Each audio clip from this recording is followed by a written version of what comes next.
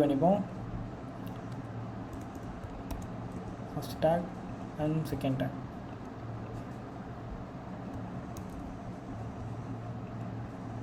Okay fine. So 2 நம்ம எடுத்துட்டோம். And இங்கே கொஞ்சம் பெர்மிஷன்ஸ் இருக்குது. ஸோ வைஃபை ஸ்டேட் நான் சொன்னேன் இல்லை, லைக் வைஃபை கனெக்ட் ஆகிடுச்சுன்னா அதோட வைஃபையோட SSID BSSID அந்த மாதிரி டீல்ஸ் வந்து எடுக்கிறதுக்கு இந்த வைஃபை ஸ்டேட் பெர்மிஷன் நமக்கு தேவைப்படும். ஓகேவா? ஸோ அது